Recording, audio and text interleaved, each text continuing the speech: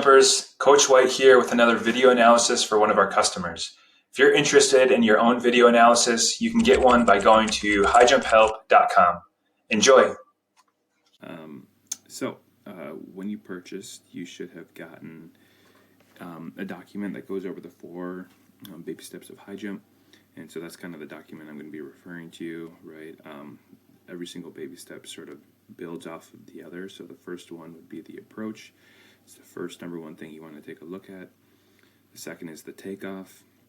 The third is the knee drive. And then finally the fourth is kind of the overbar mechanics, or the back bend. So let's take a look at kind of those all in order. So taking a look at your approach, I would say the approach looks really pretty good, except for the last step. So it looks like you're coming. You've got a spot marked out, so number one, that's always really good. You have good high knees, and you're getting more and more aggressive as you're going through your corner, which is exactly what you want. Okay. The one thing that I'm noticing here is,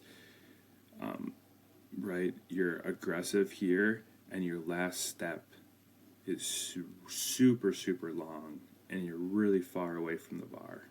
Okay. So what I'd want to do is I'd want to move you up probably at least a shoe, maybe even like 2 shoes, okay, because we want your this second to last step, which is your penultimate step, and this step to be your shortest, right? So you can kind of see, it's going to be about this long, right? And your other stride is a little bit shorter than that probably. So this should be your quickest 2 steps of your entire approach, right? So all of these should be longer, and this one should just be a lot quicker. Should be, kind of that rhythm of like a boom, boom, right? To get up and off the ground. Because what happens is when you're really long like this, your body naturally just wants to like go into the bar, right? So if you've ever played basketball at all, right, when you go up for like a dunk or a layup or something, it's always you've got your normal steps, and then all of a sudden you have this boom, boom, right? It's kind of that shorter step, which is your penultimate step, that actually gets you vertical. If you're really long like this, you're going to go more horizontal. So that's the first thing I would take a look at, because you can see here you're kind of just going straight into the bar, but we'll get to that. So the next piece is taking a look at the takeoff. So the first thing I always take a look at is your foot, right? Making sure it's not parallel to the bar, that it's kind of pointed towards the back corner of the mat, and it is, so that looks really good. So nothing to change there, but you'll notice here your toe is just barely off the ground there. Even here, it's on the ground. You can see this arm is already reaching for the bar. I think partially that's because you're just so far away from the bar.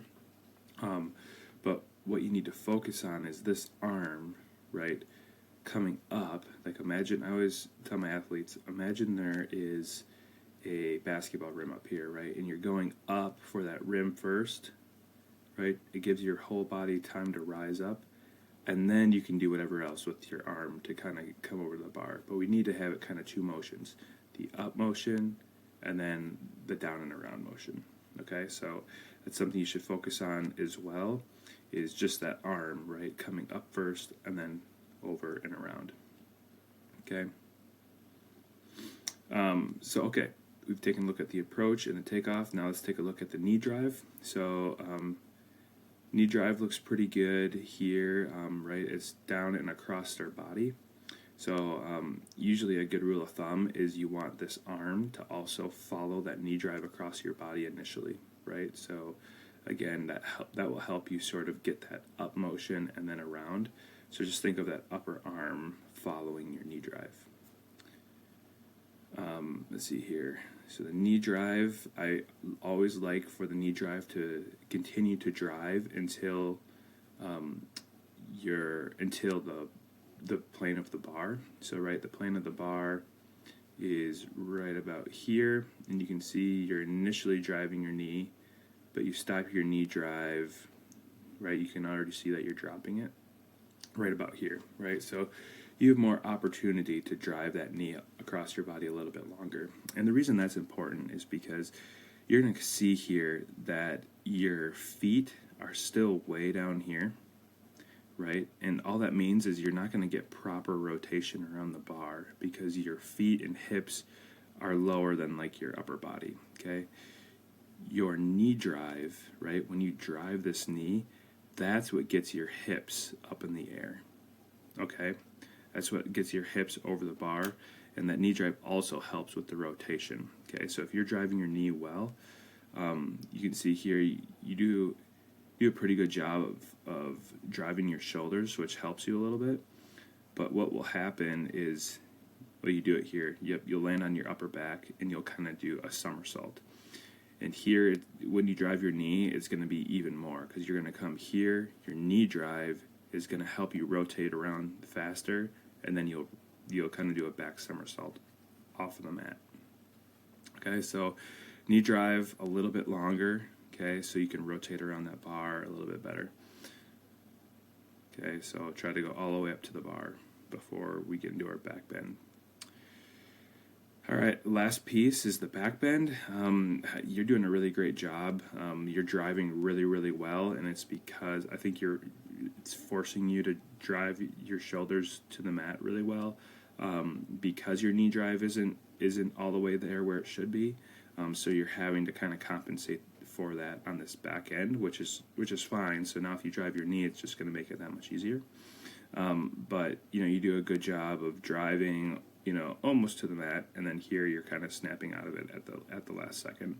I always say, hey, no snapping. You don't need to. You can continue to just drive those shoulders to the mat, and then, like I said, roll out of it kind of backwards, so you land kind of up on your very upper shoulders. So I think there's nothing really to change there.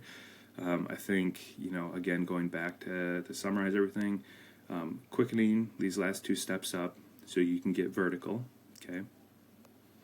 Driving this arm up first and then around, right? And then this knee drive, making sure to drive this knee to at least the bar, right? So your hips can kind of come up and over. So those are the three things I would work on. Hopefully those make sense. Let me know if you have any questions. Thanks. Thank you for watching this video.